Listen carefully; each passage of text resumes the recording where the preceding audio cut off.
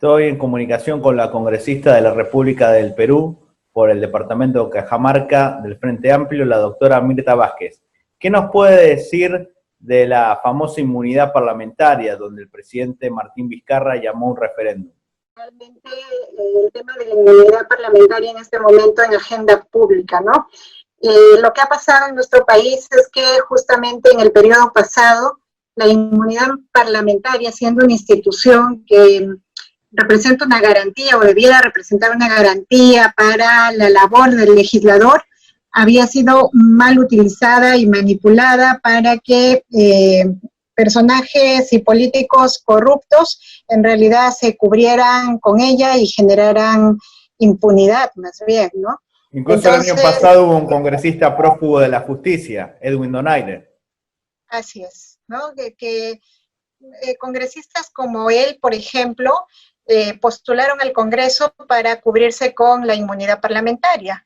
Habían varios congresistas, sobre todo de partidos como Fuerza Popular, que incluso ya estaban declarados como reos contumaces y, bueno, una vez que entraban al Congreso, se cubrían con esta figura y ya nadie los podía ni procesar ni investigar. ¿Es correcto entonces, lo que hizo Vizcarra en llamar un referéndum o es potestad únicamente del Congreso?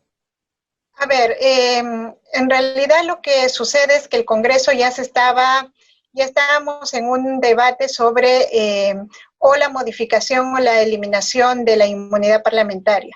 Lamentablemente no nos pusimos de acuerdo en una última sesión del Pleno y eso fue tomado por la ciudadanía como algo negativo, por lo que el presidente salió y dijo que iba a convocar a un referéndum, porque es verdad que también cabe esa posibilidad legal, ¿no? De que si es que se apruebe en el Congreso, pero no con el número necesario de mayoría calificada, que se podría llevar esto a un referéndum. Así que Vizcarra aprovechó eso y salió a decir que iba a convocar a la ciudadanía para que decidiera sobre el tema. ¿Fue una afrenta al Congreso de parte del presidente? Yo creo que sí, ¿no? Porque en realidad yo creo que la preocupación no estaba tanto en que este mecanismo en realidad fuera reformulado, que fuera de alguna manera revisado para ver cómo de alguna manera se evita que siga siendo mal utilizado, sino que hubo una intención también y un cálculo político con la ciudadanía, digamos, y que esto evidenció una afrenta al Congreso. O sea, tú cuando dices cálculo político estás diciendo que fue una actitud populista, o dándolo a entender. Sí, fue una actitud populista porque además ese día el Congreso ya habíamos anunciado de que durante la tarde nos íbamos a reunir y convocar para volver a revisar la votación. Entonces, eso fue mucho antes de que el presidente saliera a dar este discurso y yo creo que fue utilizado políticamente. Ahora, el Congreso no ha respondido tampoco a la altura. El Congreso respondió también en una actitud bastante revanchista. Por ejemplo, ¿quiénes? Entonces, porque el Congreso está integrado por 130 personas que cada una tiene diferente actitud. La mayoría de grupos parlamentarios, tipo Acción Popular, que es el más grande, Alianza para el Progreso, grupos como el Podemos Perú, sobre todo, ¿no? Que es un partido que ha estado enfrentándose constantemente con el Ejecutivo. La mayoría de partidos en realidad respondieron sometiendo no a una reconsideración la votación que ya habíamos tenido, donde solo nos faltaba 5 votos, sino que generaron una nueva propuesta, ¿no? Y que fue una propuesta sacada en el momento, improvisada, mal planteada, y tenía claramente una respuesta a lo que el Ejecutivo había planteado, ¿no? Y claro, lo que proponía es que efectivamente quitaban la inmunidad parlamentaria al Congreso, pero también se la quitaban al presidente, a los ministros. Y una pregunta, ¿y esto incluye quitarle la inmunidad a embajadores y cónsules? Porque en algunos países tienen una función bastante mediocre.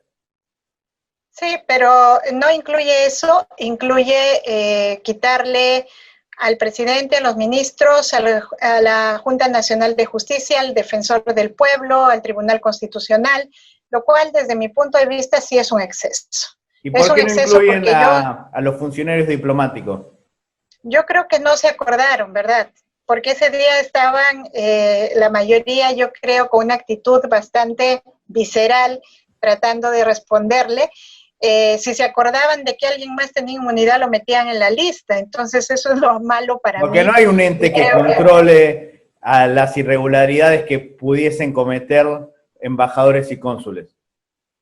No, no hay ningún tipo de autoridad. De hecho, cuando ha habido este tipo de situaciones, se ha denunciado al Ejecutivo y el Ejecutivo, dependiendo de los criterios, ha defenestrado, ¿no? O lo que ha hecho es coordinar con los otros gobiernos para que se cambien, para que ¿Cómo pueden haya una remediar esta institución. situación de parte del Congreso de la República? Bueno, en realidad el Congreso de la República creo que está concentrado en un tema, tratar de resolver los temas más internos y de cómo se soluciona la corrupción de gente ligada a los altos funcionarios del país, pero no están mirando el tema de los cónsules, eso no es un tema ahorita de preocupación. O sea, la realidad de los peruanos en el exterior no es un tema de preocupación para este Congreso.